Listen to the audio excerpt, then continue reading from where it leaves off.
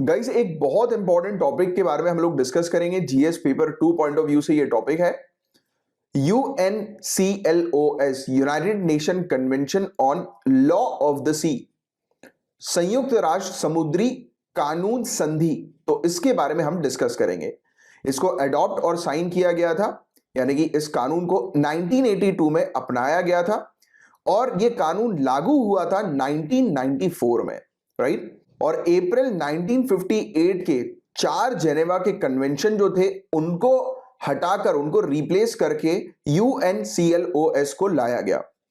और जो 4 जेनेवा के जो कन्वेंशन थे वो किससे संबंधित थे? तो territorial sea, contiguous zone, continental shelf, high seas, fishing and conservation of living resources on high seas. मैं रिपीट करता हूं, प्रादेशिक सागर यानी कि टेरिटोरियल सी, सन्निहित क्षेत्र यानी कि कंटीजियस जोन, महाद्वीपीय शेल्फ या खुले सागर यानी कि हाई सीज, और खुले सागर में मत्स्यन एवं जीवित संसाधनों के संरक्षण से संबंधित ये 4 जेनेवा कन्वेंशन थे 1958 के।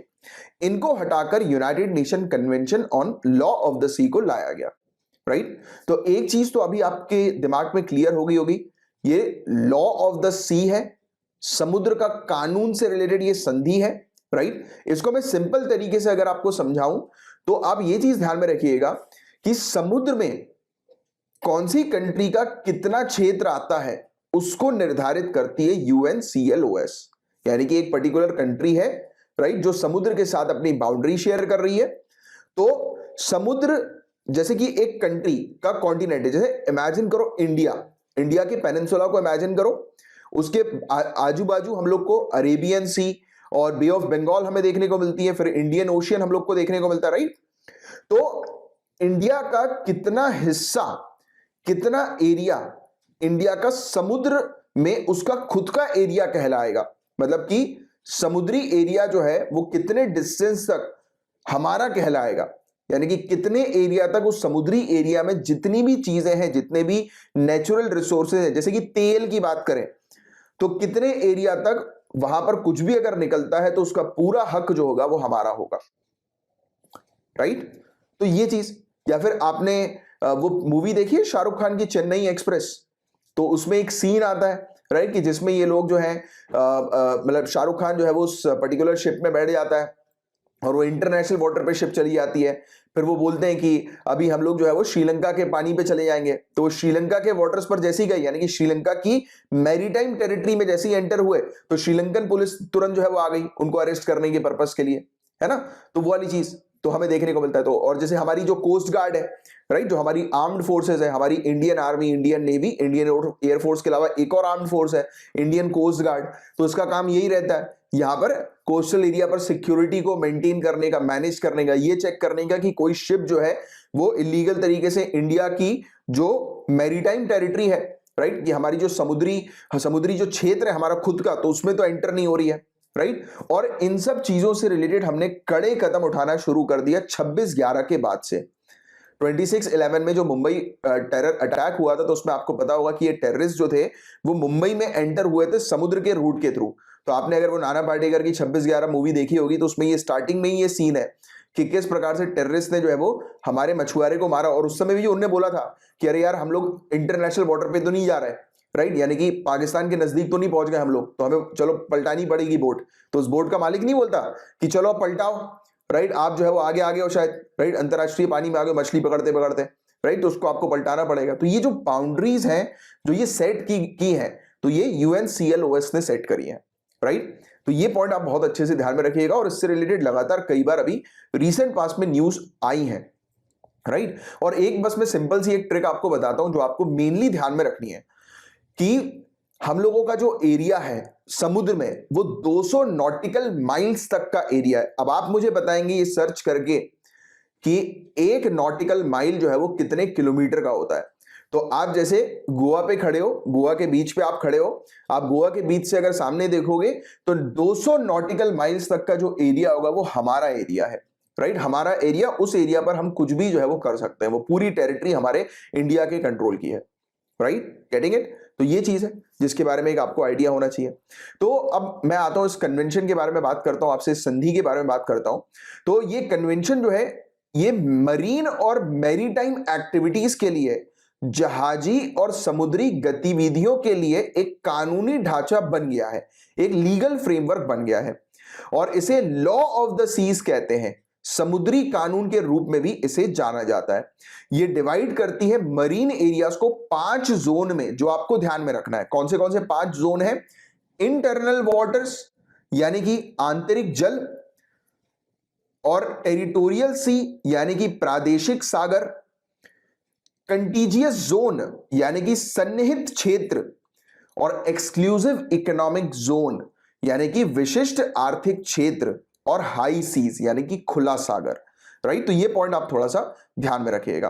और UNCLOS समुद्री क्षेत्रों में किसी देश के अधिकार क्षेत्र हेतु एक रूपरेखा निर्धारित करता है, जैसे मैंने आपको बताया एक फ्रेमवर्क तैयार करता है। और ये इस प्रकार के फ्रेमवर्क तैयार करने का एकमात्र अंतरराष्ट्रीय समझौता है, सिर्फ इकलौता ऐसा इंटरनेशनल एग्रीमेंट आप कह सकते हैं जो कि एक कंट्री का मैरीटाइम एरिया यानी कि समुद्री क्षेत्र कितना होगा उससे रिलेटेड इंटरनेशनल कानून, इंटरनेशनल लॉ जो है वो बनाता है। इसके तहत विभिन्न समुद्री क्षेत्रों के लिए अलग अलग कानूनी दर्जा प्रदान किया गया है। तो ये पॉइंट भी आपको बहुत अच्छे से ध्यान में रखना है। और इस कन्वेंशन ने, इस संधि ने कुछ 3 नए इंस्टीट्यूशंस भी इस्टैब्लिश किए हैं, 3 नई संस्था भी जो है वो गठित करी हैं। कौन सी? International tribunal for the law of the sea, समुद्री कानूनों के लिए अंतरराष्ट्रीय न्यायाधिकरण, इंटरनेशनल सी बेड अथॉरिटी अंतरराष्ट्रीय सागर नितल प्राधिकरण, the commission on the limits of the continental shelf, महाद्वीपीय शेल्फ सीमा आयोग। तो ये 3 मेनली इंस्टीट्यूशंस हैं जो कि इस संधि ने जो है वो गठन किया है। राइट, तो ये चीज है। और अभी ये टॉपिक हम लोग इसलिए डिस्कस कर रहे हैं क्योंकि पार्लियामेंट में UNCLOS के बारे में अभी डिस्कशन हुआ था संसद के अंदर, और जिसमें बताया गया कि इंडिया जो है वो किस प्रकार से UNCLOS को यानी कि इस इंटरनेशनल कानून को जो है वो सपोर्ट करती है। राइट, और इंडिया जो है वो सपोर्ट करती है फ्रीडम ऑफ नेविगेशन को, नौ परिवहन और समुद्री क्षेत्र के ऊपर से उड़ानों यानी कि ओवरफ्लाइट, और विशेष रूप से UNCLOS 1982 में परिलक्षित अंतरराष्ट्रीय कानून के जो सिद्धांत हम लोग को, जो प्रिंसिपल्स हम लोग को इंटरनेशनल लॉज के देखने को मिलते हैं, इसके आधार पर अबाधित वाणिज्य का समर्थन जो है वो इंडिया करती है। राइट, तो ये चीज हम लोग को देखने को मिलती है। राइट, कि इंडिया अलाउ करती है कि दूसरी कंट्रीज जो है वो ट्रेड पॉइंट ऑफ व्यू से, commerce commercial point of view से अगर इंटरनेशनल वाटर्स यानी कि इंडिया के नजदीक से होकर गुजरती है या इंडिया के ऊपर से जो फ्लाइट जो है वो होकर गुजरती है, तो इंडिया टोटली उस पर सपोर्ट करती है। आपको एक और चीज मैं बता देता हूं, जैसे कि ये समुद्र के क्षेत्र से रिलेटेड कानून है ना, वैसे ही एक ओवरफ्लाइट की अगर हम बात करें, राइट, कि जैसे कि हमारी, आपको पता होगा हमारी कंट्री के ऊपर से अगर कोई इंटरनेशनल फ्लाइट अगर उड़ रही है, राइट, यानी कि हमारी कंट्री के ऊपर से एक फ्लाइट उड़कर दूसरी कंट्री में जा रही है, यानी कि हमारी कंट्री में वो रुकी नहीं है बट वो ऊपर एयर स्पेस का यूज कर रही है, तो भी उस पर्टिकुलर फ्लाइट को या एयरलाइन कंपनी को जो है वो इंडिया को पैसा देना होता है। ये एक इंटरेस्टिंग सी चीज आपको शायद पता नहीं होगी, अब पता लग गई होगी कि फ्लाइट इंडिया के ऊपर से अगर उड़ रही है, इंडिया में रुकी भी नहीं है। आप जानते हैं ये वाली बात, तो आपको पता ही कि एयरपोर्ट पे अगर फ्लाइट अगर रुकती है, लैंड होती है, तो फ्लाइट की कंपनी को वो पार्किंग स्पेस या एयरपोर्ट को यूज करने के लिए भी पैसे देने होते हैं, है ना। बट एयर स्पेस, इंडिया के एयर स्पेस को यूज करने के लिए भी फ्लाइट कंपनीज को जो है वो पैसे देने होते हैं। राइट, तो ये वाला पॉइंट भी आप थोड़ा सा ध्यान में रखिएगा। तो ये था गाइस पूरा ओवरऑल टॉपिक। मैं उम्मीद करता हूं आपको बहुत अच्छे से UNCLOS के बारे में पता लगा होगा। आपको मैं एक छोटा सा टास्क दे रहा हूं, Sagar security and growth for all in the region. ये इनिशिएटिव है सरकार का, इंडियन गवर्नमेंट का, बेसिकली मैरीटाइम सिक्योरिटी को लेकर।